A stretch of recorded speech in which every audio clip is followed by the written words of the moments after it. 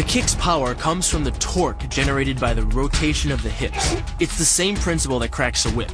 Turning the hips just a few degrees forces the foot to travel a much greater distance and creates a lot of speed as it does. The longer the leg and quicker the rotation, the faster the kick. And unlike karate, Muay Thai fighters are also taught to strike with the hard bone of the shin. A Muay Thai kick can generate roughly the same force as a baseball bat, enough to crack a rib. It works like a point of a knife. All the force is magnified by being concentrated in a small, hard area. Even if the elbow doesn't deliver a knockout, it will almost always leave a nasty cut, and often getting in close neutralizes the opponent's weapon advantage. Then, in the clinch, we bring the power of the knee to bear. Unlike the kick, which relies on rotation to create power, the knee gets its power from leverage. Pulling our opponent down as we drive the knee up can deliver up to 2.5 tons of force, enough to lift a car. It's not the arms, but the legs that drive this. Like a piston, the explosive power of the legs is capable of generating hundreds of pounds of force, all to a very vulnerable area, the soft underside of the opponent's jaw. Like the Hanuman move, the flying knee relies on the explosive power of the legs. But rather than spread the power of our blow over two fists, it concentrates it into the spear point of the knee and combines it with the force of gravity. It's the equivalent of hitting our opponent in the chest with a sledgehammer. Works on a concept called the couple. Basically, it's two levers linked at a single fulcrum, the elbow lock. And it doubles the foot-pounds of torque you can generate when compared to a single arm lock. There's more than enough force to flip an opponent to the mat or dislocate his elbow. By using the twisting motion of the torso to drive the strike, the business end of the hardwood fighting stick can quickly accelerate to more than 25 miles per hour. On contact with the skull, the energy is enough to cause a depressed fracture. It's the same injury-producing force as being hit in the temple by a hammer. Mali relies on something called a flexion moment imparted to the neck to do damage. An average man's neck can withstand about a 140 foot-pound flexion moment. Beyond that, soft tissue and even vertebrae can be crushed.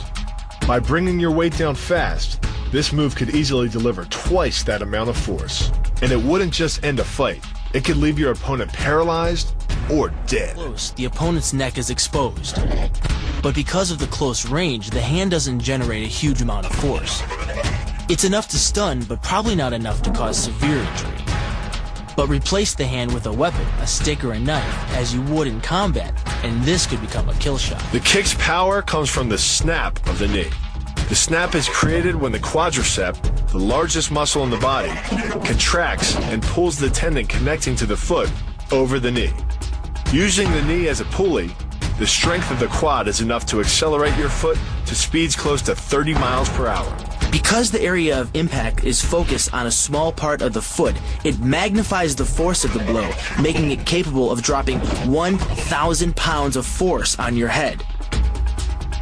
It's like getting whacked in the head with a Louisville Slugger. It works by taking the opponent's blow at an angle, which deflects the energy of the blow away from the vulnerable torso. The harder you block, the further his blow will be deflected, and the more open he'll be to a counter-strike. Rotating your fist 180 degrees right before it strikes the intended target. The twisting snap of the arm maximizes the speed of the punch and magnifies the force of the blow by concentrating the impact on the first two knuckles of your hand. Done correctly, it can deliver as much energy as a bowling ball dropped from the top of a house, more than enough to cause soft tissue damage or break a rib. Because it swings through such a wide arc, the wrist is moving at speeds of up to 43 miles per hour. And since the radius doesn't deflect or compress nearly as much as a fist, it can deliver a staggering blow, like being hit with an axe handle. This roundhouse kick is designed for maximum impact. With the powerful muscles of the thigh yanking the tendon over the knee, the foot accelerates from 0 to 21 miles per hour in just 1/3 of a second.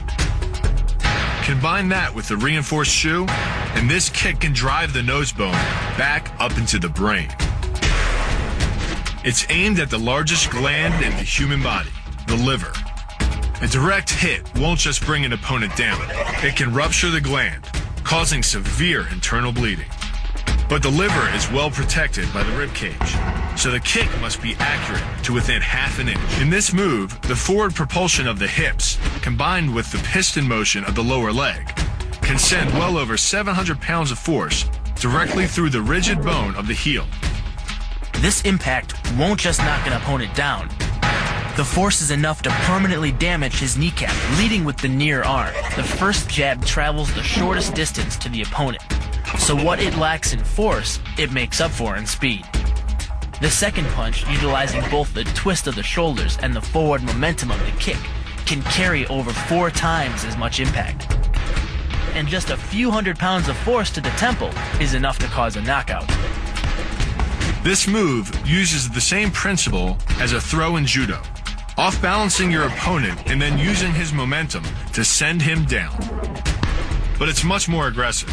The sweep here is actually a strike to one of the most sensitive areas of the body, the Achilles tendon.